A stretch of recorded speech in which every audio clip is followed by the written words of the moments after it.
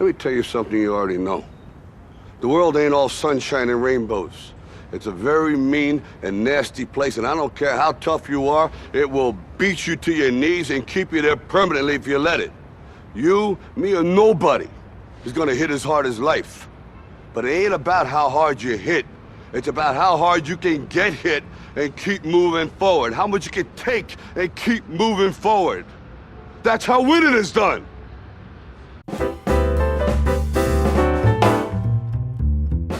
Hi everybody, it's Dan from 15 Minute Film Fanatics with a one-shot. Mike couldn't be here today, but I'm here today to talk about Rocky Balboa, the 2006 film directed by Sylvester Stallone. Now, I just went through a thing where I watched all the Rocky movies with one of my kids who had never seen it before, and it was really great to go through them again. We all know Rocky's the best one, and you can go through our past catalog and see the episode that Mike and I did on Rocky.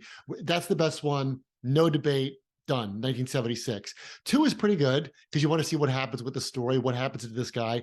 And then, of course, as enjoyable as 3 and 4 are, the idea was they just had to keep upping the ante and making his opponents more outlandish. I mean, Mr. T was so, I remember seeing Mr. T the first time in the movies, and we were all like, oh, like today he looks like, a math teacher, or, he wouldn't even make you look twice. But when he burst on the scene in Rocky 3, that was great. Then, of course, we get Drago, and Rocky 5 we won't even talk about. Now, Rocky 5 was in 1990. Like I said before, Rocky Balboa was 2006. So you have a 16-year break between these two to ramp up the nostalgia. Nobody ever saw this film coming.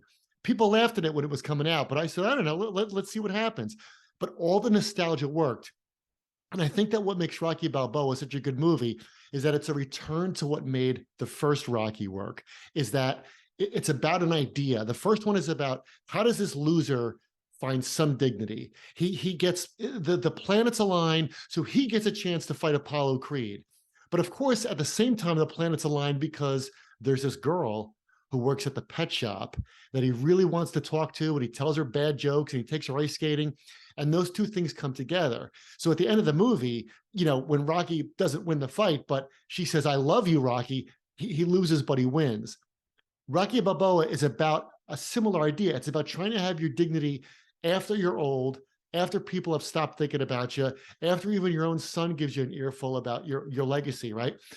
Rocky's comfortable in that restaurant. I love the bits where he puts on the red jacket and walks around and tells everybody the plots to the past Rocky movies. Like, all that stuff is great, but he has this itch to try to see if he can do it again. And that's what the movie's about. It's about kind of trying to recover kind of the champion you once were. And does that ever go away?